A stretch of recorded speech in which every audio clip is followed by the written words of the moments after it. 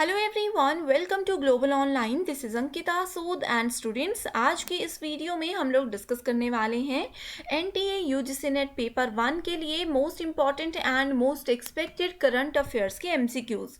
सो ये जितने भी क्वेश्चंस आज मैं आपके लिए लेकर आई हूँ, ये हमेशा की तरह हिंदी एंड इंग्लिश दोनों ही लैंग्वेजेस में आपको मिलेंगे एंड साथ ही हर एक क्वेश्चन की डिटेल एक्सप्लेनेशन भी मैं आपको देने वाली हूँ। एक और इम्पॉर्टेंट इन्फॉर्मेशन ये भी आपको पता होनी चाहिए कि ये हमारा करंट अफेयर्स की लेक्चर सीरीज का लेक्चर नंबर 27 है। सो स्टूडेंट्स, अगर आप लोगों ने अभी तक प्रीवियस 26 लेक्चर्स नहीं देखे हैं तो उन लेक्चर्स को ज़रूर फॉलो कीजिए, क्योंकि मोस्ट एक्सपेक्टेड क्वेश्चंस मैं आपके लिए लेकर आई हूँ, वो भी डिटेल एक्सप्लेनेशन के साथ। इसी के साथ पेपर 1 में बहुत से स्टूडेंट्स को नहीं पता कि करंट अफेयर्स कहाँ से पूछे जाते हैं। सो मैं बता दूं कि 10 यूनिट्स में से ये जो लास्ट की 3 यूनिट्स हैं, सिर्फ यहीं से करंट अफेयर्स के क्वेश्चंस पूछे जाते हैं।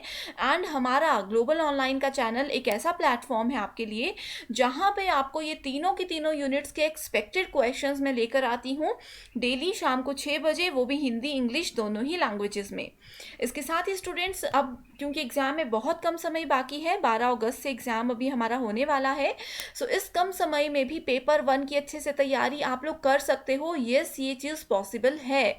सो इसके लिए आपको फॉलो करना होगा ये क्विक रिवीजन पीडीएफ, जो कि हम आपको बिल्कुल गारंटी के साथ देते हैं। इसमें आपको मिलेंगे 2000 प्लस एमसीक्यूज।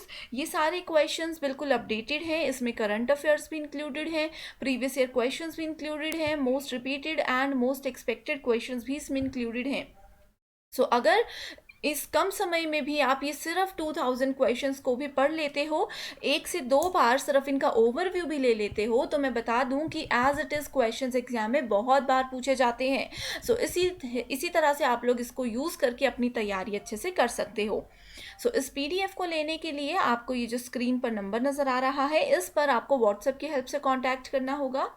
सो जैसे ही आप कांटेक्ट करोगे, 15 से 20 मिनट में आपको ये पीडीएफ मिल जाएगी एंड आप लोग अपनी प्रिपरेशन शुरू कर सकते हो। इसके लिए आपको फीस पे करनी है सिर्फ 599। सो स्टूडेंट्स, जल्दी से आप इसको ज्वाइन कर लीजिए। सो आते हैं अपने पहले क्वेश्चन पे, जिसमें पूछा गया है विच of the following agencies was constitutionally assigned the task of coordination and determination of standards of institutions of higher education। सो यहाँ पे 4 ऑप्शंस हैं। ये 4 क्या हैं? ये एजेंसीज के नाम दिए गए हैं। आपको वो एजेंसी का नाम बताना है जो कि हायर एजुकेशनल इंस्टीट्यूशंस में उनके कोऑर्डिनेशन, उनके स्टैंडर्ड्स को पूरा करने के लिए, उनको काम असाइन करवाने के लिए रिस्पॉन्सिबल है। Options are union government, concern state government, GST या फिर यूजीसी। सो 4 ऑप्शंस हैं। आप हिंदी में भी इस क्वेश्चन को पढ़ सकते हो। हमारा इसका राइट आंसर है option number 4, that is UGC. तो सबसे पहले तो स्टूडेंट्स, आपको ये पता होना चाहिए कि जब भी हम हायर एजुकेशन की बात करते हैं, ठीक है, हायर एजुकेशन में कैसे चीज़ों को कोऑर्डिनेट किया जाता है, कैसे मैनेज किया जाता है, ये सारे रिस्पॉन्सिबिलिटीज़ हमेशा यूजीसी की ही होती है।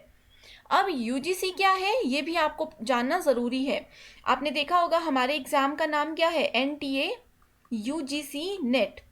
एनटीए क्या है? एनटीए तो कंपनी है जो एग्ज़ाम करवाती है।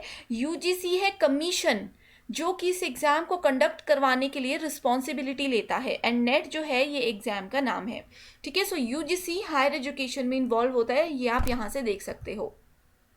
यूजीसी का मतलब है यूनिवर्सिटी ग्रांट कमीशन। ये क्या है? ये एक स्टैट्यूटरी बॉडी है that is set up by department of higher education, ministry of education and government of India in accordance to UGC act 1956, ठीक है। सो एक्ट 1956 के अंदर इसको हायर एजुकेशन का डिपार्टमेंट जो है वो अलॉट करवाया गया था। एंड इसकी रिस्पॉन्सिबिलिटी होती है to coordinate, determine and maintain the standards of higher education system in India. अब यहाँ पे क्वेश्चन ये भी पूछा जा सकता है, जो कि पूछा जाता है, ठीक है। एक चीज़ ये भी है कि यूजीसी का आपको सब कुछ पता होना चाहिए। एग्जाम में एक क्वेश्चन ज़रूर पूछा जाता है, ये आता है हमारा हायर एजुकेशन यूनिट के अंदर, ठीक है।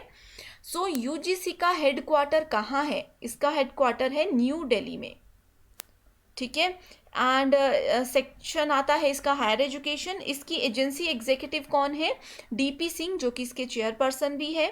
एंड इसके फर्स्ट एग्जीक्यूटिव हैं शांति स्वरूप भटनागर। तो ये नाम आपको पता होना चाहिए। सबसे इंपॉर्टेंट है इसका हेडक्वार्टर, जो कि न्यू दिल्ली में है। अब रोल्स भी मैंने आपको बता दिए कि कोऑर्डिनेट करना, डिटरमाइन करना एंड मेंटेन करना हायर एजुकेशन के स्टैंडर्ड्स को, ये है इसकी रिस्पॉन्सिबिलिटीज़। इसका हेडक्वार्टर है न्यू दिल्ली में एंड इसके 6 रीजनल ऑफिसेस हैं जिसमें कि एक बेंगलुरु भी है। Right, so I hope UGC का जो कॉन्सेप्ट है आप लोगों का बिल्कुल क्लियर हो चुका है एंड आपने इसको नोट कर लिया है। Next question is national knowledge commission was headed by. So इसको हम सिंपल NKC के नाम से भी जानते हैं। So NKC was headed by Sam Pitroda, professor Yashpal, professor Anil Kakodkar या फिर इनमें से कोई भी नहीं। सो इसमें डायरेक्टली आंसर पे जाते हैं। So answer is option number 1 that is Sam Pitroda. ठीक है, सो इसको कब स्टार्ट किया गया था? नेशनल नॉलेज कमीशन जो है ये 13 जून 2005 में कॉन्स्टिट्यूट किया गया था। किसके द्वारा ये किया गया था? प्राइम मिनिस्टर ऑफ इंडिया, जो कि उस समय पे थे मनमोहन सिंह। 2005 की हम ये बात कर रहे हैं। ठीक है, नेशनल नॉलेज कमीशन का हेडक्वार्टर भी न्यू दिल्ली में है, गवर्नमेंट ऑफ इंडिया के अंदर आता है ये। ठीक है, एंड इसमें क्या है, this commission was an Indian think tank charged with considering possible policies that might sharpen India's comparative advantage in the knowledge intensive service sector.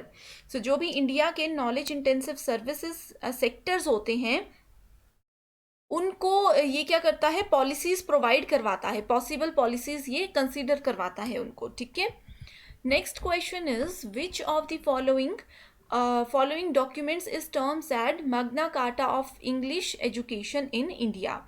ठीक है, इसको मैग्ना कार्टा भी हम बोल सकते हैं। इसी के साथ स्टूडेंट्स एक important information national knowledge commission की ये भी है कि ये जो है ये 5 क्रिटिकल एरियाज ऑफ नॉलेज पे फोकस करता है। वो 5 एरियाज है access, concepts, creation, application and service. ठीक है, सो ये भी आपको नोट कर लेने चाहिए।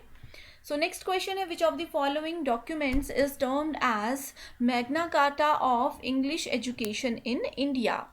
Options are Charles Wood's Dispatch, Varda System, Monstewart, Elphinstone's Minute या फिर इसको बोल सकते हैं हम मैक्यूले मिनट्स। सो इसका राइट आंसर क्या है? Right answer is option number 1 that is Charles Wood's dispatch.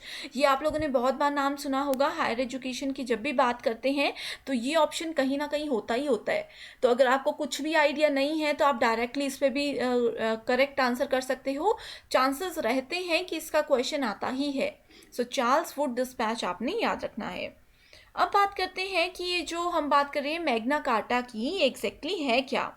So it was issued in June 2015। ठीक है, 2015 में इसको जो है इशू किया गया था and was the first document to put into writing the principles that the king and his government was not above the law. So इसके लिए इसको यहाँ पे लाया गया था। इसी के साथ स्टूडेंट्स एक और इम्पॉर्टेंट इन्फॉर्मेशन आपको मैं ये भी देना चाहती हूँ कि यूजीसी नेट पेपर 2 जो कि आपका सब्जेक्ट रिलेटेड पेपर होता है, ये एक ऐसा पेपर है जिसमें आप बहुत अच्छा स्कोर कर सकते हो, क्योंकि आपने पोस्ट ग्रेजुएशन में भी ये पढ़ा होता है, लेकिन इसमें ये है कि इसका लेवल थोड़ा हायर होता है। सो मैं बता दूं कि यूजीसी नेट के लेवल के अकॉर्डिंग आपको complete and comprehensive study material global online की टीम प्रोवाइड कराती है, वो भी बिल्कुल गारंटी के साथ। सो इस स्टडी मटेरियल में आपको मिलेंगे full syllabus updated notes and most expected MCQ series. अगर आप लोग इन 10 दिनों में सिर्फ ये मोस्ट एक्सपेक्टेड सीरीज भी पढ़ लेते हो, जो आपकी पेपर 2 की यूनिट्स मिस हो चुकी हैं उनके सिर्फ ये मोस्ट एक्सपेक्टेड MCQs कर लीजिए, आप लोगों की बहुत अच्छे से तैयारी हो जाएगी। सो आपके सामने टोटल 18 सब्जेक्ट्स की लिस्ट है, इसमें से जो भी आपका पेपर 2 है आप लोग उसको देखिए एंड स्क्रीन पर जो नंबर नज़र आ रहा है इस नंबर पर व्हाट्सएप की हेल्प से कॉन्टैक्ट कीजिए।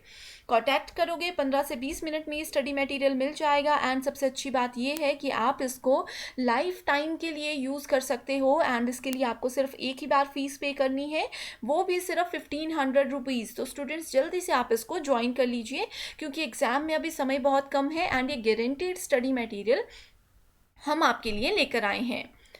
बढ़ते हैं अपने अगले क्वेश्चन पे जिसमें पूछा गया है चेयर स्टैंड्स फॉर CHEER, इसकी फुल फॉर्म पूछी गई है।